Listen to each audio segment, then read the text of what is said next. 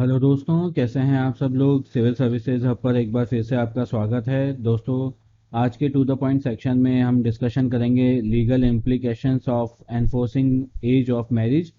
दोस्तों, आपको पता होगा कि हाल ही में केंद्र सरकार ने जो लड़कियों के लिए जो शादी की उम्र है उसे 18 से बढ़ाकर 21 कर दिया है। तो क्या इसके मायने हैं, क्या इसके फ़ायदे हैं और किस प्रकार से ये जो इसका इम्प्लीमेंटेशन है वो भारतीय समाज में हो सकता है, तो उन सब को लेकर इस वीडियो में चर्चा करेंगे। तो बिना देरी किए शुरू करते हैं। दोस्तों, हमारे देश में जो बाल विवाह भी काफ़ी होते हैं। बाल विवाह दोस्तों एक कुरीति है और इस कुरीति को रोकने के लिए हमें सदा प्रयास करना चाहिए। आपके भी आसपास अगर कहीं अगर ऐसा कुछ हो रहा हो और बाल विवाह अगर किया जा रहा हो तो उसे रोकने का प्रयास कीजिए। अगर आपके बस में उसे रोकना नहीं है तो पुलिस को उसकी इत्तला दीजिए और इस प्रकार की कुरीतियों को ख़त्म करने में सहयोग दीजिए। बाल विवाह एक बहुत बड़ी कुरीति है जिससे कि जो बच्चों का जो फिजिकल डेवलपमेंट ही नहीं, हर प्रकार का डेवलपमेंट जो है वो इससे रुक जाता है। तो इसलिए बाल विवाह को प्रमोट ना करके उसे हमें रोकने के लिए स्टेप उठाने चाहिए। इसके लिए बहुत सारे कानून जो हैं वो हमारे देश में बनाए बनाए गए हैं, लेकिन उन कानूनों का जो उपयोग है वो बेहतर तरीके से नहीं हो पा रहा है। गाँव में आज भी, रूरल एरियाज़ में, रिमोट एरियाज़ में आज भी जो बाल विवाह है बहुत बड़े पैमाने पर किया जाता है। तो आइए शुरू करते हैं अपने टू द पॉइंट सेक्शन को आज। तो शादी की जो न्यूनतम आयु है, वो शादी की न्यूनतम आयु कितनी है? व्यक्तिगत कानून जो समुदाय के लिए विवाह और अन्य व्यक्तिगत प्रथाओं को नियंत्रित करते हैं, विवाह के लिए कुछ मापदंड निर्धारित करते हैं जिनमें दूल्हा और दुल्हन की उम्र को शामिल किया गया है। उदाहरण के लिए हिंदू विवाह अधिनियम 1955 की धारा 5 क्लॉज 3 के अनुसार दुल्हन की जो न्यूनतम आयु है वो 18 वर्ष होनी चाहिए, जिसे कि अब बढ़ाकर 21 कर दिया गया है। और दूल्हे के लिए जो निर्धारित आयु है वो 21 वर्ष की है, जिसे 21 वर्ष ही रखा गया है। इसके अलावा भारतीय ईसाई विवाह अधिनियम 1872 और विशेष विवाह अधिनियम के तहत ईसाइयों के लिए समान है। और मुसलमानों के लिए मानदंड यौवन प्राप्त करना है, जिसमें माना जाता है कि 15 साल की जो एज है वो प्राप्त करने पर वो शादी के लायक हो जाते हैं।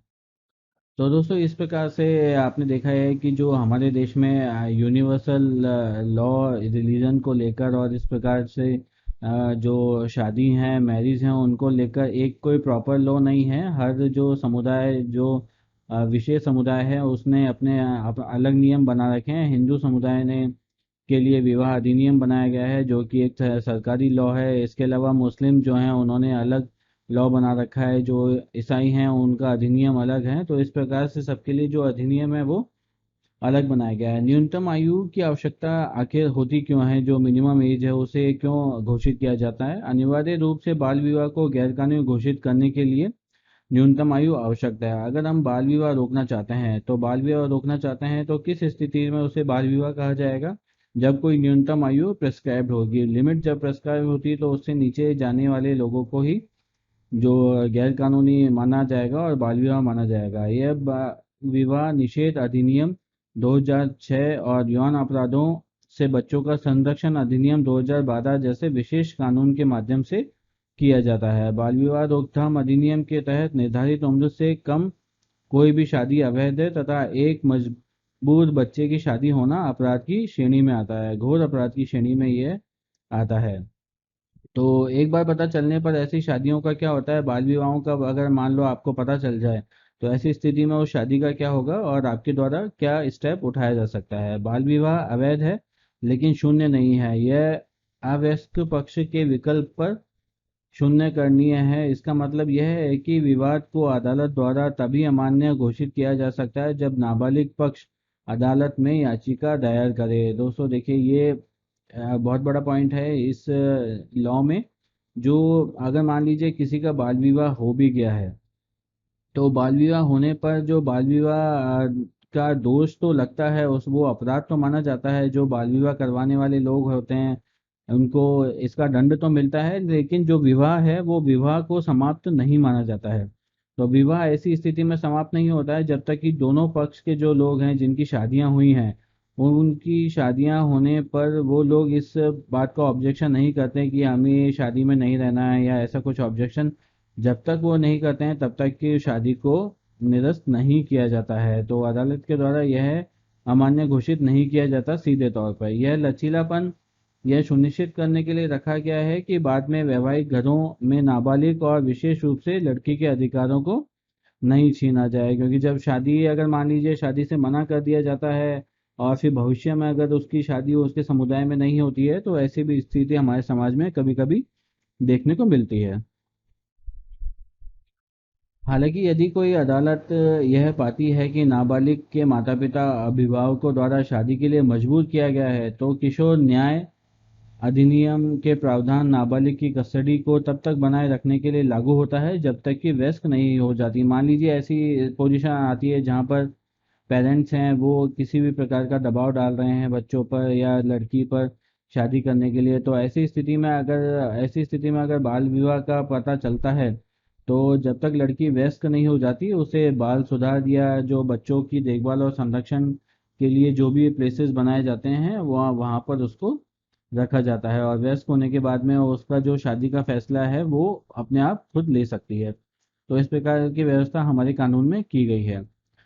शादी की न्यूनतम उम्र बढ़ाने के लिए किन किन कानूनों में बदलाव करना पड़ेगा? सबसे पहले जो है बाल विवाह निषेध अधिनियम में आयु सीमा में बदलाव करना पड़ेगा, क्योंकि अगर 21 की आयु पहले तो 18 से जो कम थे वो बाल विवाह माने जाते थे, अब इसके बाद में 21 से जो नीचे होंगे उन्हें बाल विवाह माना जाएगा। तो ऐसी स्थिति में जो आयु सीमा में बदलाव बाल विवाह अधिनियम में करना पड़ेगा।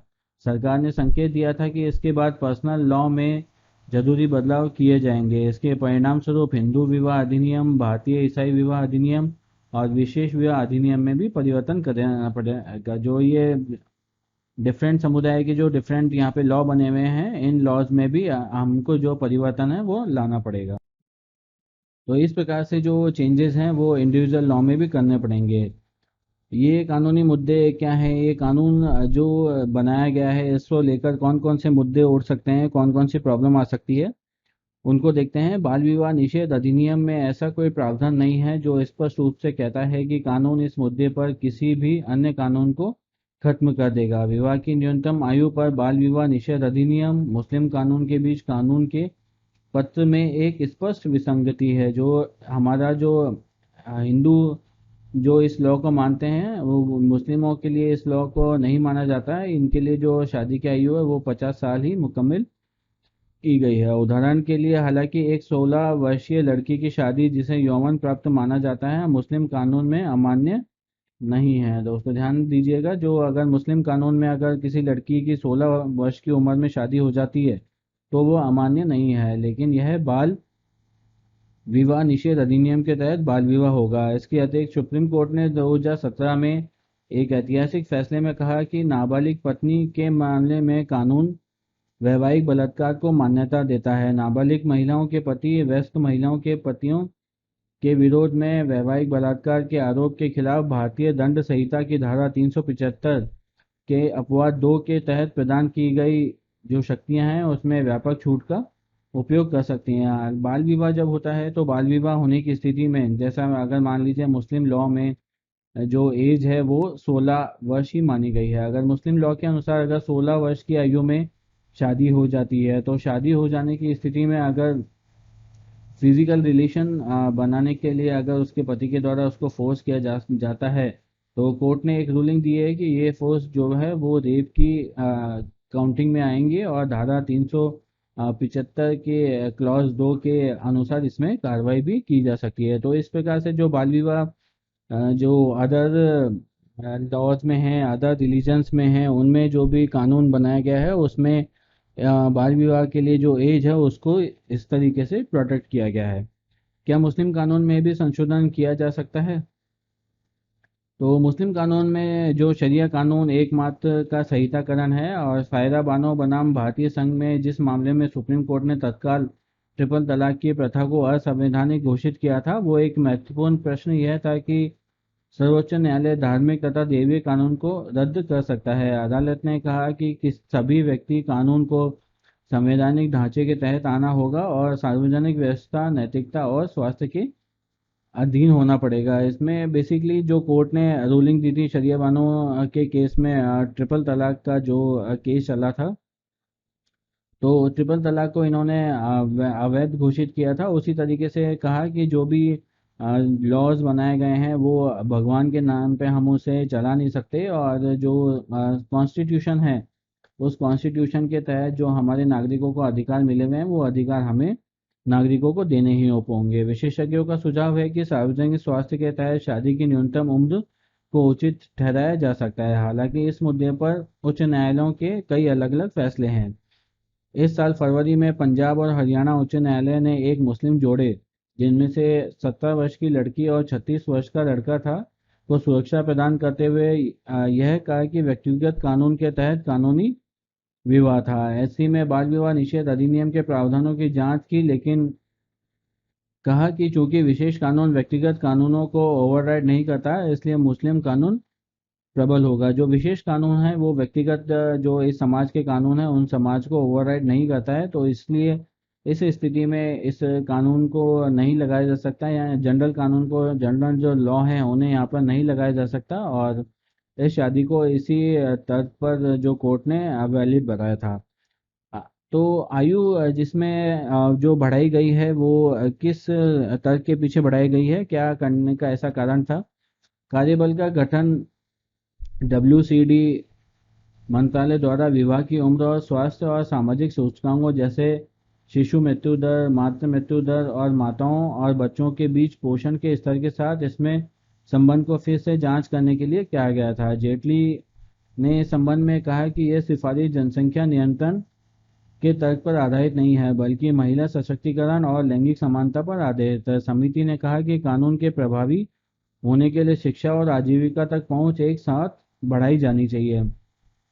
दोस्तों इसमें क्या है, जो मेन जो बेनिफिट है वो बेनिफिट ये ही है कि जैसे 18 साल की जो अभी शादी है वो उसमें जो, जैसे मान लीजिए हम 17 ईयर्स तक लमसम 12th जो क्लास है वो बच्चों के द्वारा कर ली जाती है, तो 18 साल की उम्र को 21 साल की उम्र करने से अब अगर कोई अगर लड़की आगे बढ़ना चाहे और अगर उसकी शादी में अभी समय है, तो ऐसी स्थिति में वो ग्रेजुएशन कर सकती है, तो उसकी पढ़ाई का स्तर बढ़ेगा। साथ ही वो ग्रेजुएशन करने के बाद में उसमें उसके पास में आजीविका के साधन भी बढ़ेंगे। कल को अगर कोई जो ट्रेजेडी उस लड़की के साथ में हो जाए या कोई बात हो जाए, तो ऐसी स्थिति में वो अपनी जो आजीविका है उसे डेवलप कर सकती है ग्रेजुएट होने के बाद में। तो इस प्रकार से जो एजुकेशन का जो स्तर बढ़ेगा, एजुकेशन का स्तर बढ़ेगा, तो हमें समझ भी ज़्यादा आएगी। तो समझ आएगी हमारे यहाँ पर जनरली क्या होता है, 18 साल की हो जाती है तब तक उससे पढ़ाते हैं, और जब 18 साल उसी एज का वो इंतजार करते रहते हैं कि कब ये एज की होगी, और कानून से डरने वाले लोग और एज की हो जाने पर उसकी शादी तुरंत प्रभाव से कर देते हैं। तो ऐसी स्थिति में अगर कोई पढ़ने वाली लड़की भी होती है तो फिर उसे यही कहा जाता है कि आप अपने ससुराल में जाके पढ़िएगा। ऐसा बहुत बार देखने को मिला है। तो इससे आयु को बढ़ाने पर विपक्ष ने क्या तर्क दिया, तो विशेषज्ञ दो व्यापक आधारों पर शादी की बढ़ी हुई उम्र का विरोध कर रहे हैं। पहला, बाल विवाह रोकने वाला कानून काम नहीं करता है। काम नहीं करता है इसका मतलब ये हुआ कि बाल विवाह हमारे समाज में अभी भी होते हैं, हमारे देश में अभी भी होते हैं। तो ऐसी स्थिति में जबकि बाल विवाह में गिरावट आई है, यह मामूली रहा है। 2015-16 में 27% से 2019-20 में 23% बाल विवाह जो हैं वो हुए थे। 29-27% पहले 15-16 में हुए थे, जो 19-20 में 23% हुए थे। राष्ट्रीय परिवार कल्याण सर्वेक्षण 5 के अनुसार ऐसी रिपोर्ट दी गई है। तो कुल मिलाकर हम यहाँ पे देख रहे हैं कि जो यहाँ पर एज जो बढ़ाई गई है वो एज बढ़ाए जाने पर भी बाल विवाह इसमें रुकेंगे कि नहीं रुकेंगे। जब 18 साल से पहले ही अगर मान लीजिए बाल विवाह हो रहे थे, तो 18 साल के बाद में तो शादियां वैसे ही हो रही थी। उस प्रथा को रोकने और इस चीज़ के लिए सभी को रिमोट लोकेशन तक सभी को एजुकेट करने के लिए तो जो सारी चीज़ें हैं वो करनी पड़ेंगी। तो ऐसी स्थिति में जो बाल विवाह है उसे रोक पाना थोड़ा मुश्किल प्रतीत हो रहा है। साथ ही 1978 में आयु 18 वर्ष की निर्धारित की गई थी, लेकिन बाल विवाह में गिरावट केवल 1919 के दशक से शुरू हुई है जब सरकार ने बालिकाओं की प्राथमिक शिक्षा पर जोर दिया, गरीबी कम करने के लिए उपाय किए। विशेषज्ञों ने कहा कि लड़कियों को शादी के लिए स्कूल से बाहर ले जाया जा रहा है। यह अनुपात से परे तर्क है। अक्सर बालिकाएं प्राथमिक विद्यालय के बाद केवल इसलिए छोड़ देती हैं क्योंकि उच्च शिक्षा तक उनकी पहुंच नहीं है, और ऐसी स्थिति में उन्हें बाहर नहीं जाने दिया जाता और उनकी शादी कर दी जाती है। तो इसी वजह से जो यहाँ पर एज जो बढ़ाना है बढ़ाई है वो उसके पीछे तर्क दिया जा रहा है। दूसरी आपत्ति उठाई जा रही है कि कानून लागू होने के बाद में, तो यहाँ पर जो विशेषज्ञों ने कहा है कि जो एजुकेशन से रिलेटेड प्रॉब्लम है, वो एजुकेशन से रिलेटेड प्रॉब्लम ये नहीं है कि जो परिवार हैं वो उन्हें पढ़ाना नहीं चाहते या उन्हें बाहर नहीं भेजना चाहते। प्रॉब्लम ये है कि वहाँ पर जो अवेलेबिलिटी है वो प्रॉपर नहीं है। ऐसी स्थिति में जो परिवार है वो ये चाहते नहीं है कि उनकी लड़की उनके परिवार से दूर जाए, या ऐसी स्थिति उन्हें देखने को मिले कि लड़की को बाहर भेजना पड़े। तो कानून होने के बाद में भी विवाहों का अपराधीकरण हो जाएगा, जहाँ 23% शादियाँ 18 साल से कम उम्र के दुल्हनों की होती थी, वही 21 साल से कम उम्र की शादियां जो हैं वो ज़्यादा ही होंगी। तो वही जो बात यहाँ पर बताई है, जो हमने पहले आपको बताई थी, कि ये जो 18 वर्ष से पहले ही शादियां मान लेते हैं, 23% बाल विवाह के रूप में हुई हैं। तो अभी तो जो शादियां हैं अभी रिमोट एरियाज में किसी को पता नहीं होगा या ऐसी स्थिति होगी, तो 21 साल की उम्र में ये जो परसेंटेज है वो परसेंटेज थोड़ा बढ़ेगा। कितना बढ़ेगा ये कह नहीं सकते, लेकिन थोड़ा बढ़ेगा अगर प्रॉपर तरीके से चैनल चलाकर इसको अगर लोगों को अगर गाइड किया जाए, लोगों को नोटिस में लाया जाए, लोगों को इसकी जानकारी दी जाए, तो हो सकता है कुछ हो सके। तो इस डिसीजन से कौन कौन विशेषकर प्रभावित होगा? विशेषज्ञों ने नोट किया है कि 70% कम उम्र में विवाह अनुसूचित जाति, अनुसूचित जनजाति जैसे वंचित समुदाय में होती है, और कहा है कि कानून इन विवाह को रोकने के बजाय उन्हें भूमिगत कर देता है। दोस्तों, ये एक बहुत बड़ी प्रॉब्लम है। जब भी बाल विवाह होता है तो वहाँ के प्रशासन के द्वारा ही उसे ढील दी जाती है, और ऐसी स्थिति में जो है वो रुक नहीं पाता है। एनएफएचएस के अनुसार 25 से 49 आयु वर्ग की महिलाओं के लिए पहली शादी की औसत आयु अन्य 19.5 वर्ष है। ओबीसी के लिए जो 18.5 है, एससी के लिए 18.4 है, और एसटी के लिए 18.1 है। इस प्रकार से जो समाज में जो श्रेणियां हैं उसमें जनरल के लिए जो अन्य है, अदर्स है, उनके लिए 19.5 है, जो कि ठीक है, बहुत ज़्यादा बेहतर तो नहीं है, लेकिन 19.5 है। तो इन शादियों को तुरंत प्रभाव से रोक पाना और 21 साल के बाद ही शादी को कर पाना थोड़ा सा मुश्किल होगा। विशेषज्ञों ने कहा कि शहरी महिलाओं की तुलना में ग्रामीण महिलाएं अधिक प्रभावित होंगी। एनएचएफएस 4 के अनुसार शहरी महिलाएं 19.8 के लिए पहली शादी 25 से 49 वर्ष की आयु की औसत आयु ग्रामीण महिलाओं की 18.1 की तुलना में 1.7 वर्ष ज़्यादा है। ग्रामीणों में जो जनरल में जो एज है वो 18.1 ईयर्स है, जबकि गांव शहरों में ये 19.8 है। दो शहर की जो आयु है वो वैसे ही लगभग 2.25 साल यहाँ पर ज़्यादा है। International centre for research on women के एक अध्ययन में यह पाया गया है कि स्कूल के बाहर लड़कियों की शादी होने की संभावना 3.4 गुना अधिक है, और उनकी शादियां उन लड़कियों की तुलना में पहले से तय है जो अभी स्कूल भी नहीं गई हैं। जो बाल विवाह करते हैं, बाल विवाह जो हमारे गांव में जो प्रथा है उसमें कई जगह पे इस प्रकार का अंतर भी देखने को मिलता है कि जो वहाँ पे जो दो जो लोग होते हैं, दो परिवार जिनके बीच में शादी तय होती है, वो सब कुछ तय कर देते हैं कि इस तरीके से इनके बालिग होने पर होगा, लेकिन बाल विवाह नहीं करते हैं। इस प्रकार से जो डिसीजन है वो लड़कियों के केस में पहले ही ले लिया जाता है, लेकिन सिर्फ उनकी शादी नहीं की जाती है, क्योंकि जो एक फिजिकल शादी है वो उनकी नहीं की जाती, क्योंकि कानून इसे बाल विवाह का दर्जा देता है और इसके लिए अपराध का आपराधिक प्रावधान भी किए गए हैं। तो इस वजह से लड़कियों की शादियां हैं जो वो पहले ही तय कर दी जाती है। ऐसी स्थिति भी यहाँ पे देखने को मिलती है।